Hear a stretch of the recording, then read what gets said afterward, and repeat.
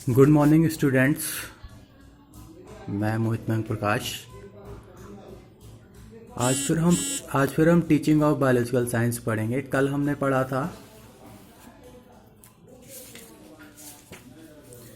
Robert method of Robert Miller 1962 और general AIIMS of life science teaching of, ये हमने पढ़े थे।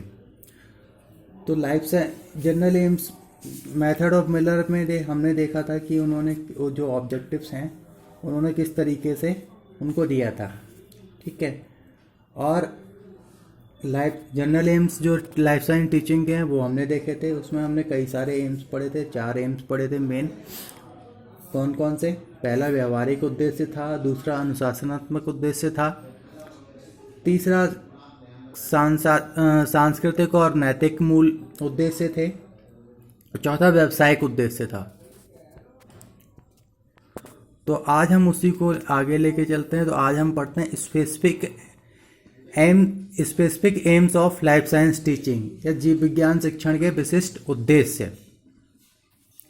आइए, उच्च प्राथमिक स्तर पर जीव विज्ञान शिक्षण के उद्देश्य अति आवश्यक हैं, क्योंकि बिना उद्देश्य के कोई भी विषय नीरस तथा अपूर्ण है। उद्देश्य ही जीव विज्ञान का स्तर है।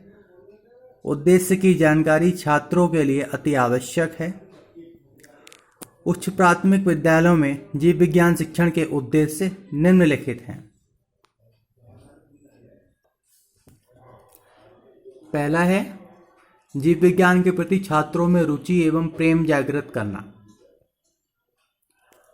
आज के युग में जीवन अत्यधिक जटिल हो गया है, अतः विद्यार्थियों को जीव विज्ञान शिक्षण द्वारा यह बताना नितांत आवश्यक है कि इससे किस प्रकार जीवन सरल हो जाएगा।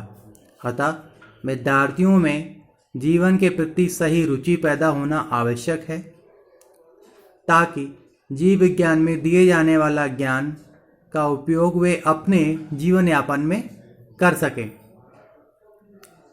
जीव विज्ञान द्वारा जीवन की जटिलताओं को किस प्रकार सरल बनाया जाए, इसका भी पूरा ज्ञान बालकों को देना चाहिए, ताकि वे अपने दैनिक जीवन में इस ज्ञान से लाभ उठा सकें और अपने जीवन को सार्थक बना सकें। दूसरा है छात्रों को प्रकृति के विषय में जानकारी देना।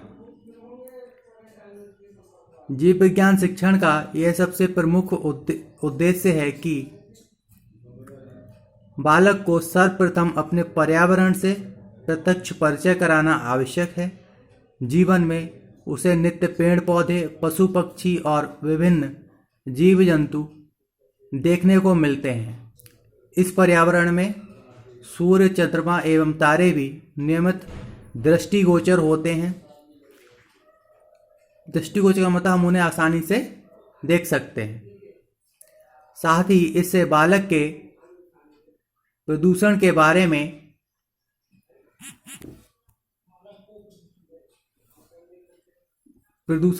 में प्रत्यक्ष प्रमाण दिखाकर विभिन्न प्रकार के प्रदूषण दूर करने के उपाय भली भांति समझाए जा सकते हैं।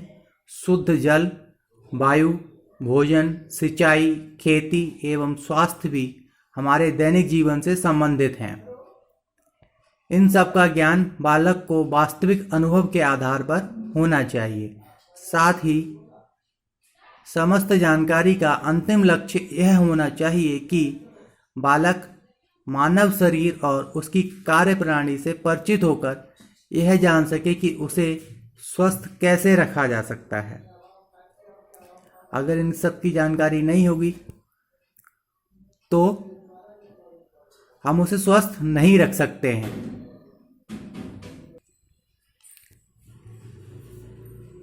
तीसरा है प्रकृति के नियमों की वैज्ञानिक जानकारी देकर अंधविश्वास दूर करना।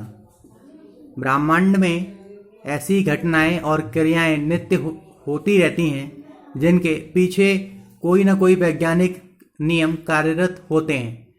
वनस्पति के क्षेत्र में भी विभिन्न पेड़ पौधे भी ऐसे होते हैं जिनके वैज्ञानिक तथ्य होते हैं, जैसे जंगली पौधे, छुई मुई के पौधे इत्यादि, जिनको छूने पर उनकी पत्तियां बंद हो जाती हैं। इसका वैज्ञानिक कारण देकर छात्रों की जिज्ञासा दूर करना। इस जानकारी के अभाव में बालक उन्हें जादू के समान ही विचित्र घटनाएं मानकर अंधविश्वासी बनने के लिए विवश होता है। बीज से विशाल वृक्ष कैसे बनता है? इंद्रधनुष क्यों दिखाई देता है? बादल कहाँ से आते हैं? आदि ऐसे प्रश्न हैं जिनका वैज्ञानिक कारण नहीं जानने से अंधविश्वास का पनपना स्वाभाविक है।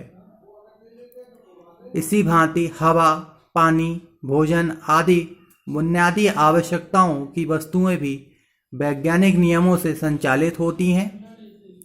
अतः छात्रों को जीव विज्ञान के नियमों, सिद्धांतों की प्रारंभिक जानकारी देना अत्यंत आवश्यक है, जिससे उनमें अंधविश्वास की भावना दूर हो सके।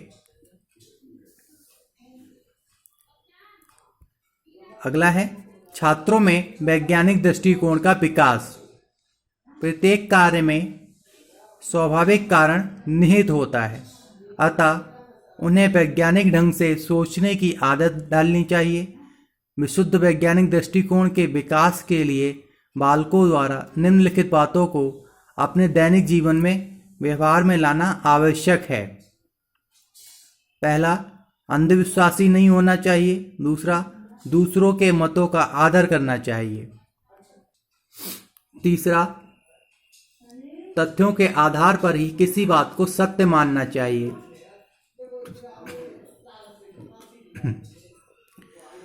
चौथा, नए तथ्यों के आधार पर अपनी मान्यताओं को परिवर्तित करने को तत्पर होना चाहिए। पांचवा, कभी भी सीधे निष्कर्ष पर नहीं आना चाहिए। बालक के व्यवहार में उन सभी दृष्टिकोणों का होना वैज्ञानिक व्यवहार प्रदर्शित करता है। पांचवा है छात्रों में प्रत्येक तथ्य के परीक्षण की आदत का विकास करना। कोई भी महत्वपूर्ण निर्णय लेने से पूर्व उस पर गंभीरता से विचार करना, उसका उचित निरीक्षण, परीक्षण, उचित जांच पड़ताल कर लेना और उसके बाद ही किसी निर्णय पर पहुंचना उचित है। यह एक वैज्ञानिक पद्धति है, अतः इसकी आदत बालकों में प्रारंभ से ही होनी चाहिए। और हमारा अगला और लास्ट पॉइंट है इसमें, छात्रों में धैर्य, स्वाध्याय एवं स्वावलंबन की भावना का विकास। जीव विज्ञान के अध्ययन से बालकों में आत्मविश्वास और आत्मनिर्भरता तथा दैनिक जीवन में सफलतापूर्वक जीवन जीना,